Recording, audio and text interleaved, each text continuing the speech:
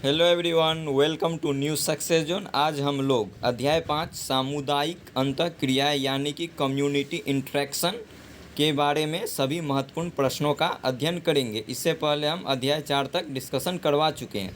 तो जो भी स्टूडेंट हमारे चैनल को सब्सक्राइब नहीं किए हैं, कृपया चैनल को सब्सक्राइब कर दें और बेल आइकन को दबाना न भूलें, ताकि जब भी हमारा नया वीडियो आए आप लोगों के पास नोटिफिकेशन के माध्यम से आसानी से पहुँच सकें। तो आइए देखते हैं पहला सवाल क्या है। पहला सवाल है, निम्नलिखित पर विचार कीजिए कि इसमें से ऐसा कौन सा जंतु है जो शीत निष्क्रियता की परिघटना का प्रेक्षण किया जा सकता है।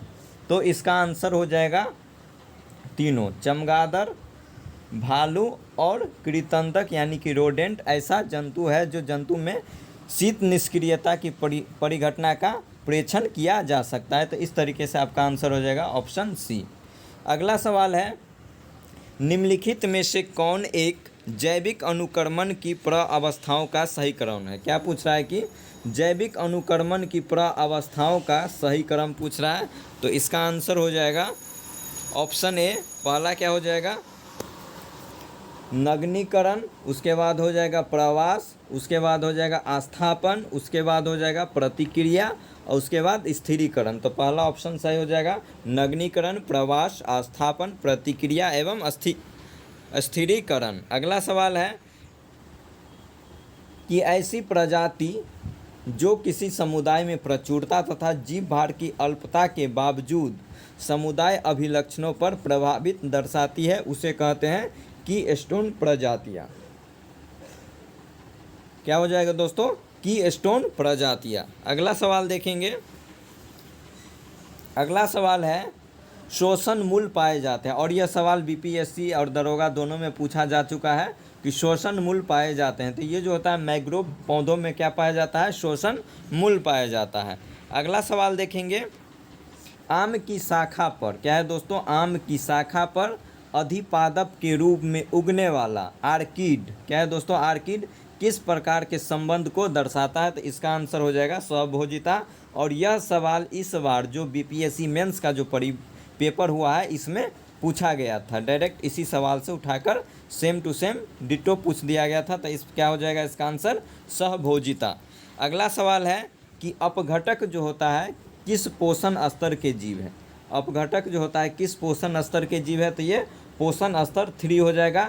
और दरोगा का जो पीटी का जो पेपर हुआ था उसमें यह पूछा गया था कि पृथ्वी पर सर्वाधिक मात्रा में क्या पाया जाता है। तो सर्वाधिक मात्रा में अपघटक पाया जाता है। अगला सवाल है, निम्नांकित में से स्पर्धा क्या है। पूछ रहा है कि निम्नांकित में से स्पर्धा है। तो स्पर्धा क्या होता है, ऋणात्मक पारस्परिक क्रिया को क्या कहा जाता है, स्पर्धा कहा जाता है। अगला सवाल है, पारिस्थितिकी तंत्र में, क्या है दोस्तों, पारिस्थितिकी तंत्र में ऊर्जा का प्रवाह जो होता है वह कैसे होता है। तो ये जो निचले स्तर से उच्च स्तर की होता है, क्या हो जाएगा, निचले स्तर से उच्च स्तर की ओर क्या हो जाएगा, पारिस्थितिकी तंत्र में ऊर्जा का फ्लो यानी कि प्रवाह हो जाएगा। अगला सवाल है, निम्न में से कौन एक पारिस्थितिकी तंत्र की जैव विविधता की बढ़ोतरी के लिए उत्तरदायी नहीं है। क्या पूछ रहा है कि पारिस्थितिकी तंत्र की जैव विविधता की बढ़ोतरी के लिए उत्तरदायी नहीं है। तो क्या हो जाएगा, पारिस्थितिकी तंत्र की आयु क्या है, जैव विविधता की बढ़ोतरी के लिए उत्तरदायी नहीं होता है। जबकि पारिस्थितिकी तंत्र की उत्पादकता, मध्य व्यवधान और पोषण स्तरों की कम संख्या, ये सब किसके लिए उत्तरदायी होता है। तो ये जैव विविधता के बढ़ोतरी के लिए उत्तरदायी माना जाता है। अगला सवाल है, पारिस्थितिकी तंत्र में किसका चक्रण नहीं होता। पारिस्थितिकी तंत्र में जो होता है किसका चक्रण नहीं होता है। तो ये ऊर्जा का चक्रण नहीं होता है। जबकि कार्बनिक पदार्थ हो गया, अकार्बनिक पदार्थ हो गया, जल हो गया, ये सब का क्या होता है, चक्रण होते रहता है। अगला सवाल है, आर्किड उदाहरण है। आर्किड उदाहरण है किसका, तो अधिपादप का उदाहरण क्या है, आर्किड है। अगले सवाल पे आएंगे।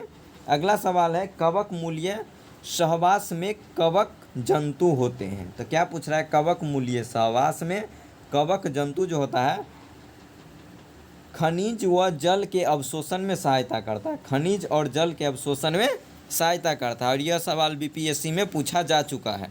अगले सवाल की ओर आएंगे।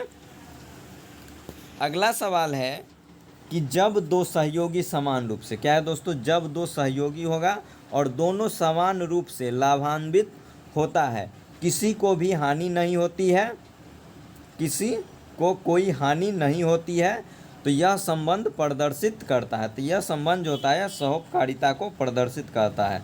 और ये सवाल जो पूछा गया था बिहार का जो पेपर हुआ था पीटी का इस बार का, उसके प्री के एग्जाम में पूछा जा चुका है। तो डायरेक्ट 2 सवाल पीटी में ये सवाल पूछा गया था और मेंस में आर्किड से संबंधित पूछा गया था जो सहभोज्यता से संबंधित था। अगला सवाल देखेंगे, कवक मूल उदाहरण है। कवक मूल जो उदाहरण है यह किसका उदाहरण है? तो सहोपकारिता का उदाहरण है। हो सकता है अगला पेपर में ये सवाल पूछ लिया जाए। अगले सवाल पे आएंगे कि अनुक्रमण में अंतिम समुदाय को क्या कहा जाता है। अनुक्रमण जो होता है इसमें पूछ रहा है कि अंतिम समुदाय जो होता है उसे किस नाम से जाना जाता है? तो इसे चरम समुदाय के नाम से जाना जाता है। अगला सवाल है, निम्नांकित पारिस्थितिकी तंत्र के प्रकारों में से कहाँ वनस्पति उत्पादन की वार्षिक औसत दर क्या होती है? अधिकतम होती है। तो ये जो होता है यह शीतोष्ण घास के मैदान में ऐसा देखने को मिलता है। अगले सवाल पे आएंगे, वह प्रक्रिया जिसमें एक पौधे के रसायन के स्रवण से अन्य पौधे की वृद्धि, प्रजनन आदि पर प्रभाव पड़ता है उसको क्या कहते हैं? उसको एलिलोपैथी के नाम से जाना जाता है। क्या है दोस्तों कि वह प्रक्रिया जिसमें एक पौधे के रसायन के स्रवण से अन्य पौधों की वृद्धि, प्रजनन आदि पर प्रभाव पड़ता है उसको एलिलोपैथी के नाम से जाना जाता है। अगला सवाल है कि निम्नलिखित में से कौन अनुक्रम में सबसे महत्वपूर्ण भूमिका निभाता है? अनुक्रमण में जो सबसे महत्वपूर्ण भागीदारी यानी कि भूमिका निभाता है वो उसका किसका काम है? तो मिट्टी इसके सबसे ज़्यादा उत्तरदायी होता है। अगला सवाल है कि वनस्पति अनुक्रम की संकल्पना का प्रतिपादन किसने किया था? क्या है दोस्तों? वनस्पति अनुक्रम का जो संकल्पना दिया था वह क्लीमेंट्स के द्वारा दिया गया था। किसके द्वारा? क्लीमेंट्स के द्वारा दिया गया था। अगले सवाल पे आएंगे, अमरबेल जो है अन्य पुष्पीय पौधों के साथ निम्न में से किस प्रकार का संबंध प्रदर्शित करता है? तो अमरबेल का पौधा पूछ रहा है कि अन्य पुष्पीय पौधों के साथ किस प्रकार के संबंध को दर्शाता है? तो ये परजीविता के संबंध को दर्शाता है। अगले सवाल पे आएंगे, समुद्री एनीमोन। क्या है दोस्तों? समुद्री एनीमोन तथा हर्मिट केकड़े के मध्य किस प्रकार का संबंध पाया जाता है? तो ये हो जाएगा सहोपकारिता। और ये आप लोग देख ही रहे हैं कि ये पीटी मेंस में सहोपकारिता सहभोजिता से पूछे जा रहे हैं। तो ये इस एग्ज़ाम की दृष्टि से काफ़ी महत्वपूर्ण हो जाता है। हो सकता है आने वाले पेपर में ये सवाल यहाँ से उठा लिया जाए। इसलिए आप वीडियो को देखना न भूलें और लाइक और सब्सक्राइब करना न भूलें। धन्यवाद।